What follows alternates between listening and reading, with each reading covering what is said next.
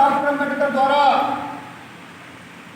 लिखा गया महान धर्म ग्रंथ है। इस धर्म ग्रंथ को अंतर्राष्ट्रीय स्तर पर धर्म संसद द्वारा स्वीकृत और बहुत भूल प्रशंसा की गई है कि परम पूज्य बाबा साहब अम्बेडकर ने भगवान बुद्ध और उनके दर्शन को इस महान ग्रंथ में समाहित किया है। इस महान ग्रंथ का नियमित पाठन चल रहा है। आज के पाठ्यक्रम शुभारंभ करने से पूर्व में भगवान तथागत बुद्ध परम पूज्य बौद्ध सत्य महामनीषी बाबा साहब डॉक्टर अम्बेडकर के चरणों में कोटि कोटि नमन करता हूँ। पूज्य भंते अमर ज्योति जी जिनके सानिध्य में वर्षा काल में इस पवित्र ग्रंथ का वाचन हो रहा है।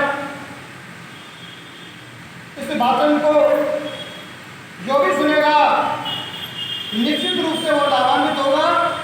उनको मन को शांति मिलेगी, उनको आनंद की अनुभूति होगी। धर्म मनुष्य के जीवन में परम आवश्यक तत्व है।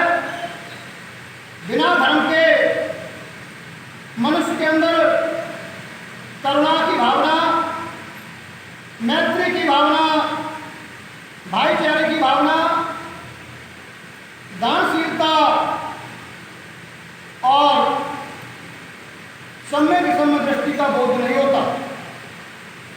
मनुष्य भले ही भौतिक संसाधनों में कितना भी बढ़ जाए, बिना धर्म के शील का भान नहीं होता और शील के अभाव में मनुष्य जो है दुर्गति को प्राप्त होता है। इसलिए अपने जीवन को लोक कल्याणकारी बनाने के लिए, सद्मार्ग पर चलने के लिए, मानसिक शांति के लिए और समाज में भाईचारे के लिए, मैत्री और करुणापूर्ण व्यवहार के लिए धर्म परम आवश्यक है। तो इस अमर गाथा को आगे बढ़ाते हुए हम सिद्धार्थ गौतम के विवाह की गाथा आपको सुनाएंगे। भगवान बुद्ध जब 16 वर्ष के हो गए तो माता पिता को उनके विवाह की चिंता होने लगी, क्योंकि राजा शुद्धोधन को असत ऋषि की जो भविष्यवाणी थी वो पीछा कर रही थी कि बालक बड़ा होकर के गृह त्यागी बनेगा।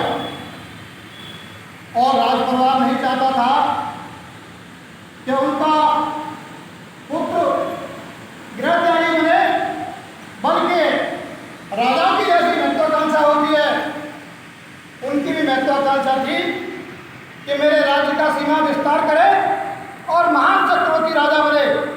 यह भी एक घोषणा थी। इसलिए उन्होंने सोचा कि सिद्धार्थ गौतम का किशोरावस्था में विवाह कर दिया जाए तो वो गृहस्थ जीवन में इंटरेस्ट लेने लगेंगे, रुचि लेने लगेंगे और स्त्री मोह में पढ़ करके गृहस्थ जीवन भोगेंगे और हमारे सामने बने रहेंगे।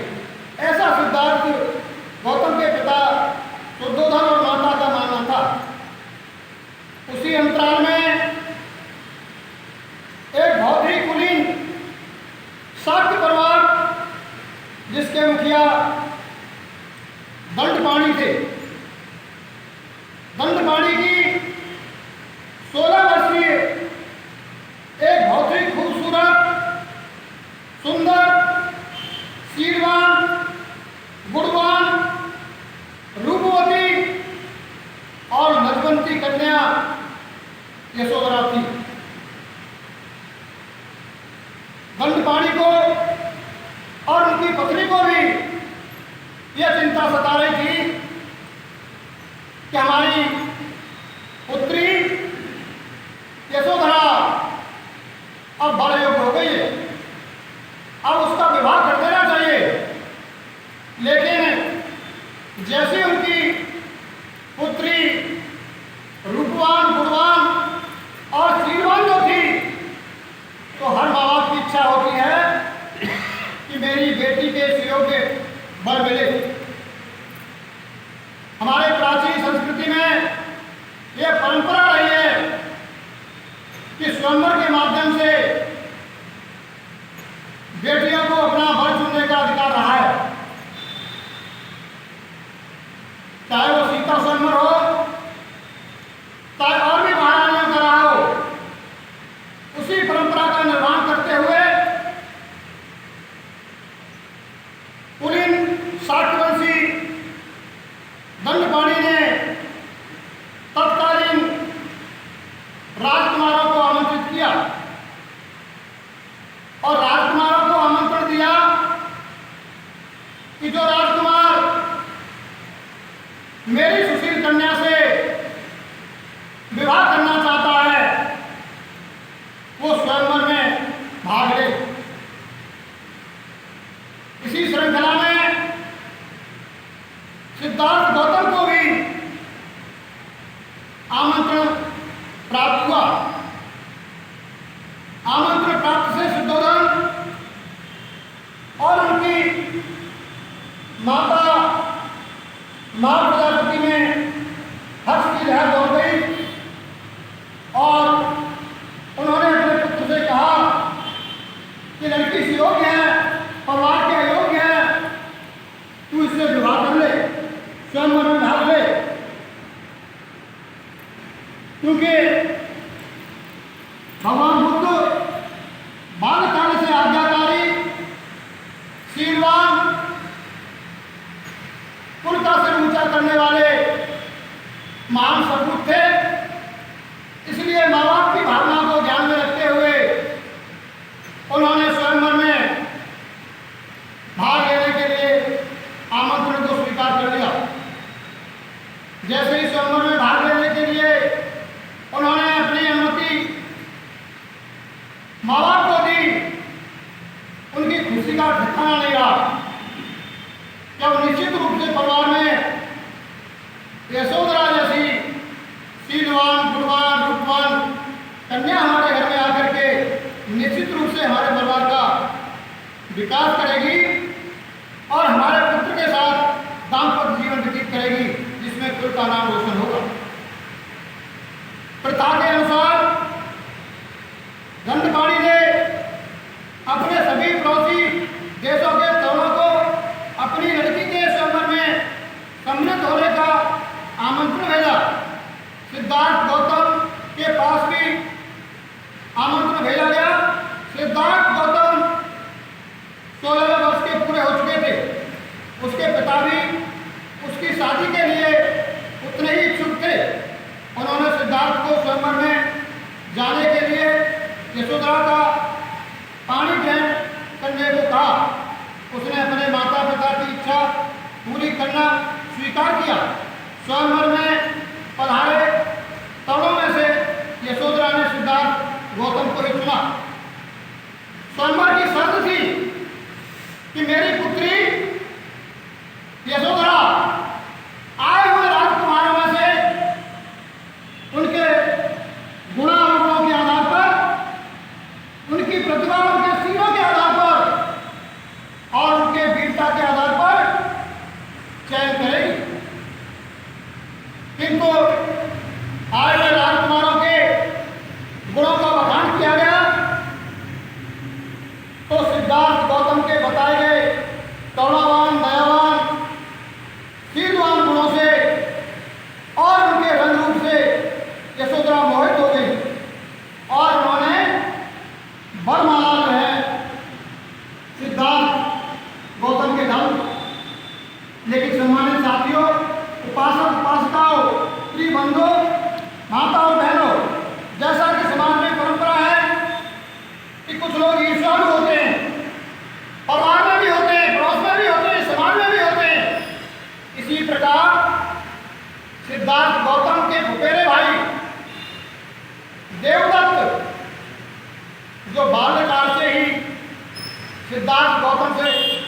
रंजिश मानते थे।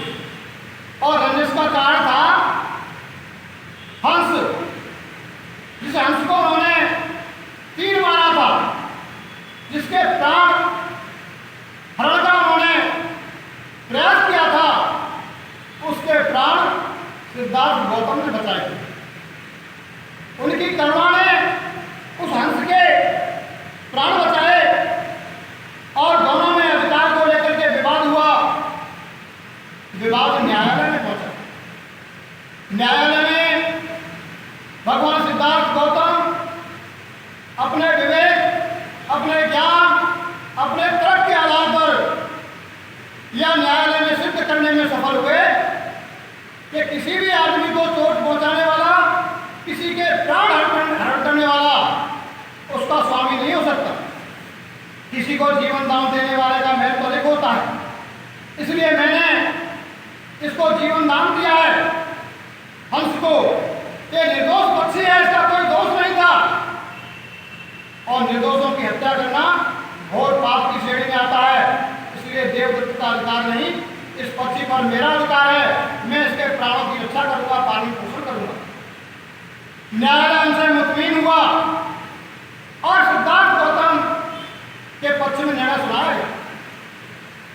उसी समय से देवदत्त रंजिश मानने लगा और इस भ्राट में रहने लगा कि मैं अपने इस रंजिश का, इस अपमान का सिद्धार्थ गौतम से कैसे बदला लूं। तो जब यशोधरा ने सिद्धार्थ गौतम